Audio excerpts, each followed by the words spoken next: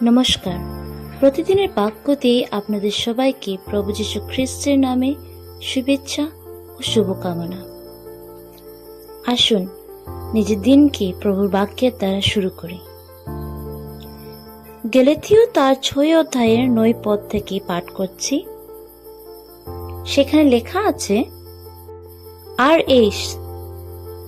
আমরা সৎকর্ম করিতে করিতে নিরুৎসাহ না হই, কেননা ক্লান্ত না হইলে যথেষ্ট শস্য পাইব।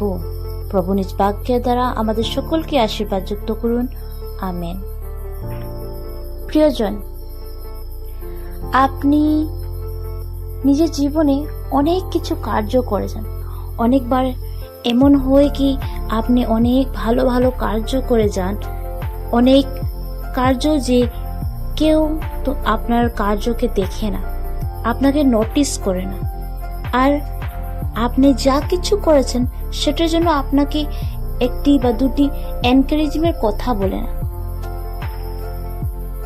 সে সময় লাগে যেন আমাদের কার্যটা কেউ দেখছেই না, আমাদের ভালো কার্যটাকে কেউ জানতেই পারছে না, আমাদের ভালো কার্যগুলি সব ব্যর্থ হয়ে যাচ্ছে।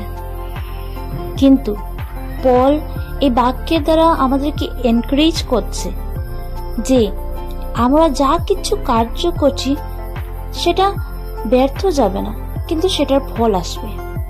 প্রভু আমাদেরকে বলছেন যে আমাদের সকল কার্যর আমরা ফল পাব, আর সেটা ব্যর্থ হবে না যদি আমরা সেই কার্যকে করিতে থাকি।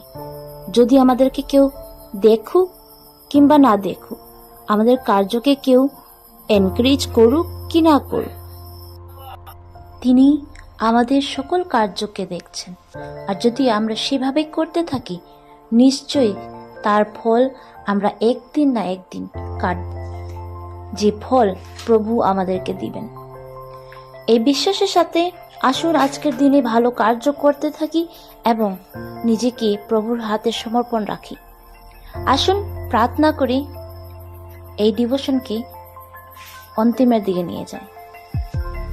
দয়ালু পিতা, তোমার চরণতলে আসে বসে প্রভু ধন্যবাদ দিই এই বাক্যের দ্বারা আরেকটি বার আমাদেরকে মনে করাবার জন্য যে আপনি সকল সময় আমাদেরকে দেখেন, আর আমাদের কার্য যা কিছু আমরা ভালো কার্য করি সকল কার্য ব্যর্থতে যায় না, কিন্তু ভালোর জন্য হয়ে যায়। প্রভু আমাদেরকে সাহায্য করো যেন আমরা ভালো ভালো কার্য করে আপনার নামের জয় জয়কার করতে পারি। ধন্যবাদ এই আজকে পুরো দিনের কার্যকে আপনার হাতে সমর্পণ করে এই ক্ষুদ্র বিনতিকে প্রভু যীশু খ্রিস্ট তোমার নামে চাই, আমেন।